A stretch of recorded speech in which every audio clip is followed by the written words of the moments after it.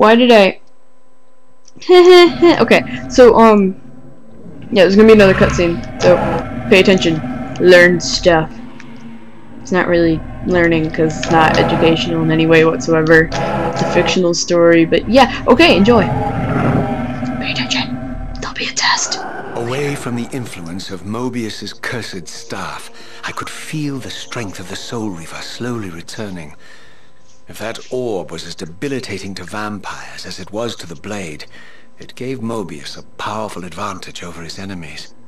I finally understood how Mobius's crusade could decimate the vampires so successfully. If he could immobilize his enemies, they were at his mercy. But why, I wondered, would the staff have any effect on the Reaver? Yay, I have a sword that glows and stuff. Okay, so I told you there'd be a test. Are you guys ready? Did you study? Are you prepared? Are you mentally prepared to handle this task? Well, too bad. I'm gonna tell you anyway. So, okay. Question number 1. What is the name of this game? Don't cheat! Very good! No, this is not. Oh crap! This is not Dora the Explorer, so I'm not really gonna do that. But yeah, I was just kidding. You guys should know the name of this game because it says it in the title, and you would probably have cheated whether you wanted to or not, because like I said, it's in the title.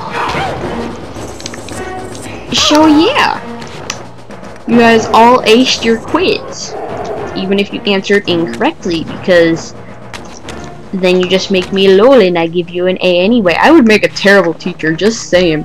Okay, there's another cutscene. This one's kind of long, and oh crap, I'm over my minutes. Oh well.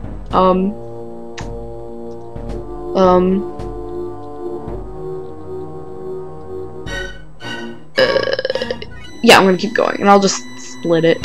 Let's see, 15 plus 15 is 42. No, just kidding, it's 30. Okay, so when the little thingy hits 30. Okay. As I neared the stronghold's inner sanctum, a strange sensation crept over me.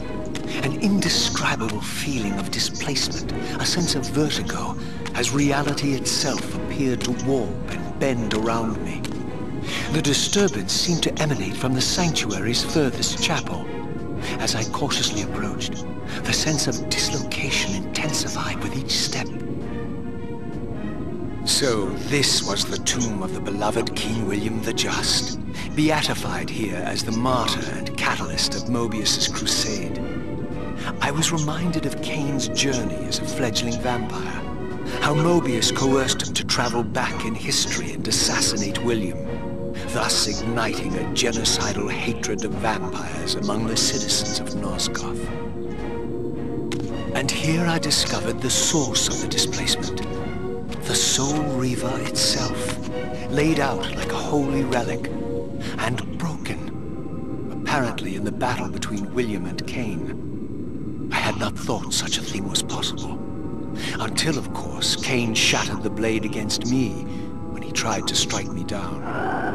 Thus the captive spirit inhabiting the Reaver was released, and binding itself to me, became my symbiotic weapon. And so the Reaver met its former self, still imprisoned in this corporeal shell. I watched, mesmerized, as the Wraith blade uncoiled itself and snaked down the length of the physical blade. Embracing its twin, its mirror self, the Reaver's long-dormant spirit was now fully aroused.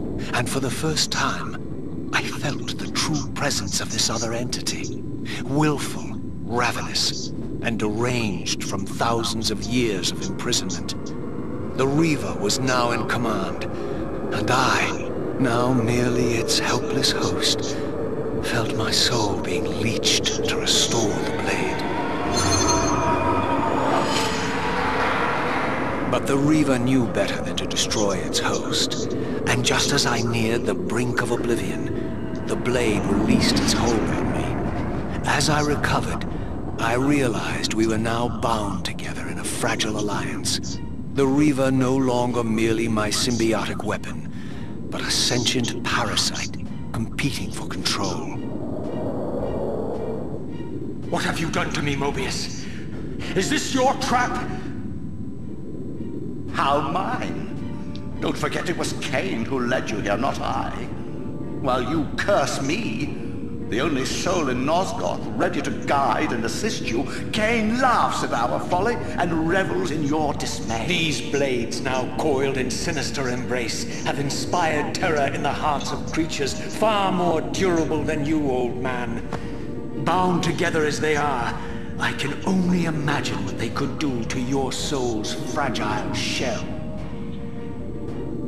Raziel, I beg you to stay your hand. This was none of my doing. I have sought only to aid you in your righteous quest. Why, you're trembling, Mobius. Has your confidence abandoned you? You seem to have made a fatal error by leaving your precious staff behind. Is that where all your courage comes from? Listen to me, Raziel. You don't know what you're doing. I have taken an enormous risk by appearing here before you, so defenseless, yet eager to prove my good intentions. If there's anything left of the Seraphim in you, you won't do this. While you threaten me, your true enemy eludes you. Don't concern yourself with Cain, old man. He'll join you in hell soon enough. As you said, death comes for us all.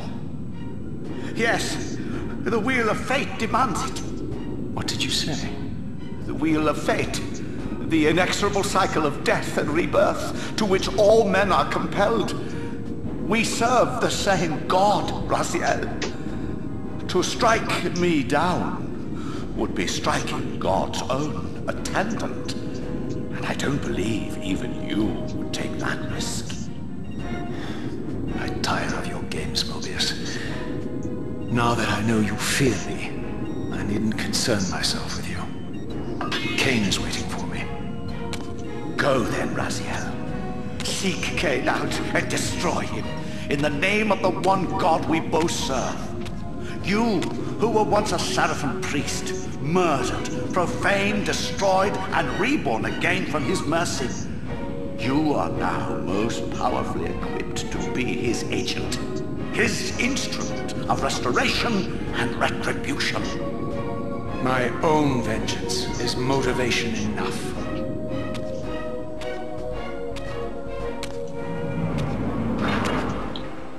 By my soul, you almost had me, my little blue assassin. But that'll be the one and only chance you get. I assure you of that.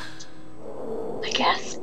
I could now summon the blade at will, regardless of my strength. But once summoned, the blade's ravenous appetite could not be contained. It devoured the souls of its victims, and if I allowed it to become over-aroused, the Reaver would now turn its hunger on me. Yay! Okay, so yeah, that was exciting. Hope you guys were paying attention, because that's also going to be on the test that is never going to happen. Yeah. New test question! Who am I? What is my name? This little blue guy. Who is your name? The answer is Raziel. Good job! I'm so proud of you! Yay! Okay, so anyway, I'm done being stupid with test questions and shiz. Okay, so yeah, so okay, if you guys did not understand the last part of that cutscene where he was looking at his sword and being all, oh look, it's a sword, blah blah blah, I speak big words, blah. So basically what he was saying was, wait, you see that little green thing down there that my sword's pointing at? It's a little swirly thing, yeah, that is my health. And in case you haven't noticed, it is somewhat, what would you even call that, like, it's hurt. I don't know. I am hurt. There we go. If you actually pay attention to it while I'm playing, you will notice that it's doing it right now. It's going down. it is going down. Am I getting hurt right now? No. What is actually happening to me is slowly but surely the blade, which is this doohickey right here. It's also called the Reaver. Well, actually, it's just a Reaver because the blade is somewhere in there. Kane's the one that has the blade. But anyway, so this Reaver right here, okay, it is basically feeding from my soul, kind of. I know, it's like what? Well, it is, and yeah, it's draining my health. Drained! That's what I was looking for, that's the word. My health is drained. Okay, so yeah.